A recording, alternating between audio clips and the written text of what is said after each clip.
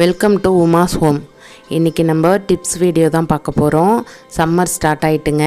நம்மளால் ரொம்ப நேரம் கிச்சனில் டைம் ஸ்பெண்ட் பண்ண முடியாது, பயங்கர வெக்கையாக இருக்குது. சீக்கிரமே நம்ம கிச்சன்லேருந்து வேலைகளெல்லாம் முடிச்சுட்டு வர மாதிரி நான் சின்ன 4 டிப்ஸோடு வந்திருக்கேன்.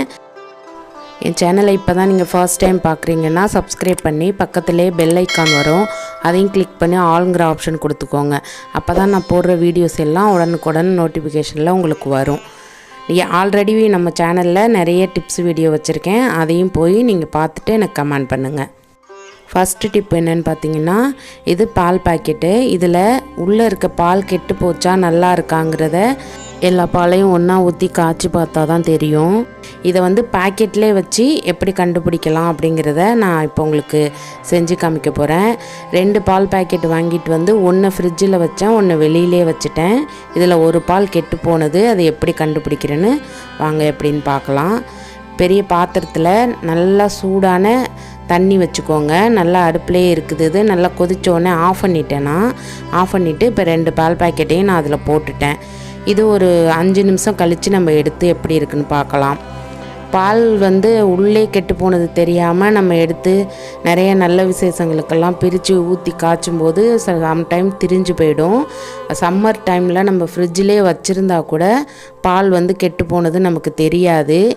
இப்படி நம்ம செய்கிறதால உள்ளே இருக்க பால் கெட்டு போயிருந்தால் உள்ளே திரிஞ்சு போயிடும். ஹீட்டு அதில் பட்ட உடனே. பால் பாக்கெட் கவர் பார்த்திங்கன்னா நல்ல பிளாஸ்டிக் தான், அதனால் நம்ம சுடுதண்ணியில் போடுறதுனால எந்த பிரச்சனையும் இல்லை. இப்போ நான் 2 பாலையும் பிரித்து தனித்தனியாக ஊற்றி காமிக்கிறேன், பாருங்கள் எப்படி இருக்குன்ட்டு. ஒரு பெரிய ஃபங்க்ஷனுக்கு நம்ம நிறைய பால் பாக்கெட் வாங்குகிறோம். அதில் 10 இது வாங்குறதுல 1 கெட்டு போயிருந்தால் கூட அந்த 10 பாக்கெட்டையும் நம்மளுக்கு வேஸ்ட் ஆக்கிரும். இந்த மாதிரி எல்லா பாக்கெட்டையும் நீங்கள் ஹாட் வாட்டரில் போட்டுட்டு 1 பை 1 பிரித்து நீங்கள் பார்த்துட்டு ஒவ்வொரு கிண்ணத்தில் ஊற்றி தனித்தனியாக ஊற்றி பார்த்துட்டு எடுத்திங்கன்னா அதோட டிஃப்ரெண்ட் தெரிஞ்சிரும். இது பாருங்கள், நல்லா இருக்குது, கெட்டு போகலை. இந்த பால் ரொம்ப நல்ல பாலாக இருக்குது. இப்போ இன்னொரு பாக்கெட்டையும் நான் பிரித்து ஊற்றி காட்டுறேன் பாருங்கள். பேக்கெட்டை பிரிக்கும்போது அந்த பீஸை கூட நம்ம அது உள்ளே போட்டு வச்சிட்டோம் அப்படின்னா பிளாஸ்டிக் நம்மளுக்கு பொல்யூஷன் ஆகாது. இன்னொரு பாக்கெட் இது.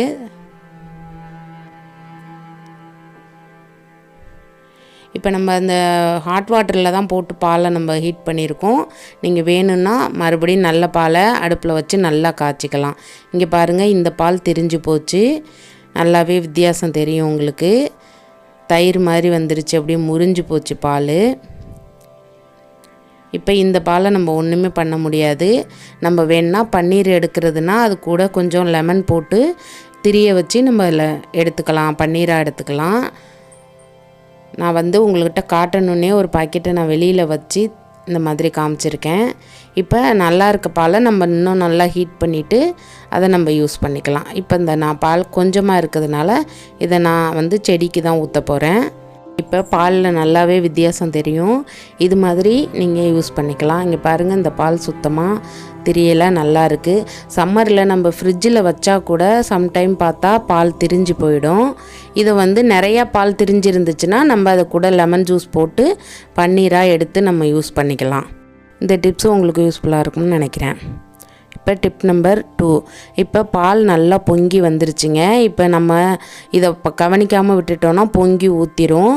இதை பால் ஊற்றும் போதே நம்ம ஒரு கரண்டி எடுத்து உள்ளே போட்டோன்னா பாருங்கள், டக்குன்னு கீழே இறங்கி வந்துருச்சு. பால் பொங்காமல் அப்படியே இருக்கும். நம்ம என்ன தான் ஹை ஃப்ளேமில் வச்சாலும் மேலே ஒரு கரண்டியை போட்டுட்டோம் அப்படின்னா பால் சீக்கிரம் பொங்கி ஊற்றாது. அப்படியே சிம்மில் வச்சது மாதிரியே கொதிச்சிக்கிட்டே இருக்கும். இந்த டிப்பும் உங்களுக்கு யூஸ்ஃபுல்லாக இருக்கும்னு நம்புகிறேன்.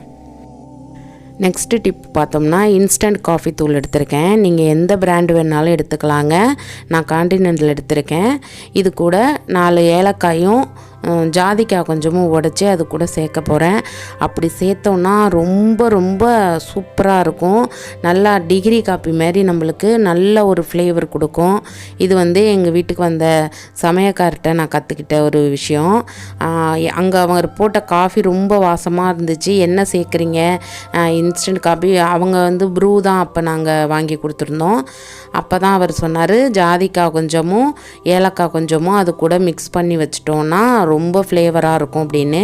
அதுலேருந்து நான் காஃபி பவுட்ரு இந்த மாதிரி தான் நான் வந்து மிக்ஸ் பண்ணிக்கிறேன். இன்ஸ்டன்ட்னு கிடையாது, நம்ம ஃபில்ட்ரு காப்பிலையும் இதை நம்ம மிக்ஸ் பண்ணி வச்சுக்கிட்டோம் அப்படின்னா ரொம்ப வாசமாக ரொம்ப நல்லாயிருக்கும். இப்போ ஜாதிக்காய் நான் 1/4 பங்கு தான் போட்டிருக்கேன். ஜாதிக்காயில் நிறைய மெடிசன் இருக்குங்க, நம்ம வந்து கொஞ்சம் கொஞ்சம் சேர்த்துக்கிறதுல ரொம்ப நல்லது. ஜாதிக்காயோட அளவு ரொம்ப அதிகமாகவும் போயிடக்கூடாது. ஒரு ஜாதிக்காயில் நான் 1/4 பங்கு தான் நான் 150 கிராம் காஃபி பொடிக்கு போட்டிருக்கேன். நீங்களும் அது மாதிரி சேர்த்துக்கோங்க. ரொம்ப சேர்த்தா கொஞ்சம் மயக்கம் வர்ற மாதிரி இருக்கும், அதனால் ஜாதிக்காயை ரொம்ப லிமிட்டாக சேர்த்துக்கோங்க. நான் 1/2 ஸ்பூன் ஏலக்காய் பொடி நுணுக்குனது வச்சுருக்கேன், அது கொஞ்சம் சேர்த்துருக்கேன். இப்படியே 1 பை 1 மாற்றி மாற்றி போட்டு லாஸ்ட்டாக நல்லா மிக்ஸ் பண்ணி வச்சிட்டோம் அப்படின்னா அந்த பவுட்ரு தீந்து போகிற வரைக்கும் அந்த வாசம் ரொம்ப நல்லாயிருக்கும்.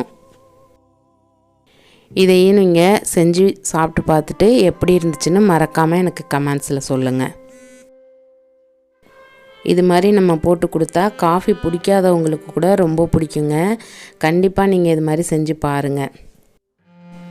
இந்த அளவுக்கு 150 கிராம் காஃபி பொடி போட்டிருக்கேன். இதுக்கு 200 கிராம் கூட நீங்கள் போட்டுக்கலாம்.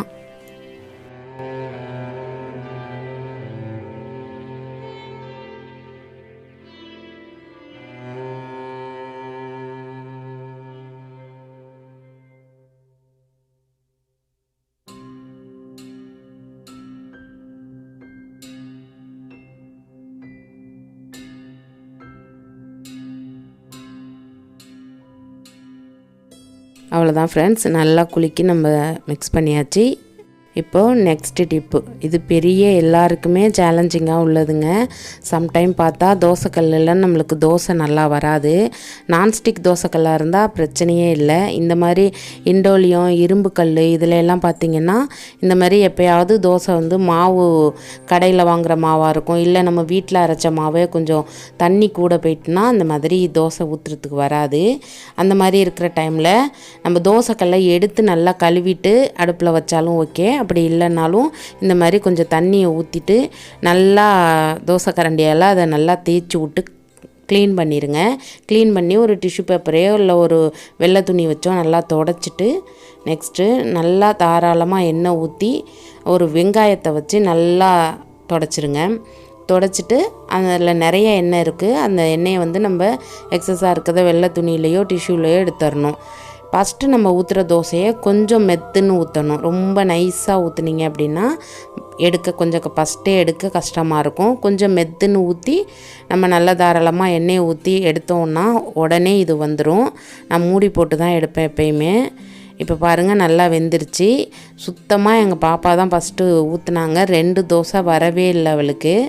நான் தான் அதுக்கு பிறகு நான் இந்த மாதிரி செஞ்சோடனே நல்லா வருது. இது ரொம்ப ரொம்ப ஈஸியான டிப்பு. நம்மளுக்கு தோசை கல்லுலேருந்து தோசை வரலைன்னா அதை விட பெரிய தலைவலி வேறு எதுவுமே இருக்க முடியாதுங்க. இது மாதிரி செஞ்சு பாருங்கள், ரொம்பவே ஈஸியாக இருக்கும். இன்னொரு மெத்தடும் இருக்குது, அதை நான் இன்னொரு தடவை நான் வீடியோ போடும்போது செஞ்சு காமிக்கிறேன். அது வேறு ஒன்றும் இல்லை, நீங்கள் முட்டை சாப்பிட்றவங்களா இருந்தால் நல்லா 2 முட்டை உடச்சி ஊற்றி நல்லா எண்ணெயை நிறையா ஊற்றி 2 முட்டையை நல்லா எங்கே பார்த்தாலும் தோசைக்கல் ஃபுல்லாக ஸ்ப்ரெட் பண்ணி விட்டு தோசை மாதிரியே ஊற்றி எடுத்திங்கன்னா நெக்ஸ்ட்டு தோசை நம்மளுக்கு நல்லா வரும். மறுபடியும் வெங்காயம் வச்சு தடவிட்டு டிஷ்யூ பேப்பரால் அதை தொடச்சிட்டு மறுபடியும் இப்போ கொஞ்சம் தின்னாவே ஊற்றிருக்கேன். இப்போ பாருங்கள் 2வது தோசையும் நம்மளுக்கு நல்லா வரும். எனக்கு தோசை வரலன்னா நான் அதிகமாக யூஸ் பண்ணுற டிப்பு இது தான். நீங்களும் யூஸ் பண்ணி பார்த்துட்டு எனக்கு சொல்லுங்கள் எப்படி வந்துச்சு என்னன்ட்டு. அவ்வளோதான் ஃப்ரெண்ட்ஸ், இந்த 4 டிப்ஸும் உங்களுக்கு யூஸ்ஃபுல்லாக இருக்கும்னு நம்புகிறேன். பிடிச்சிருந்தா லைக் பண்ணுங்கள், மறக்காமல் உங்கள் ஃப்ரெண்ட்ஸ் அண்ட் ஃபேமிலிக்கு ஷேர் பண்ணுங்கள். தேங்க்யூ.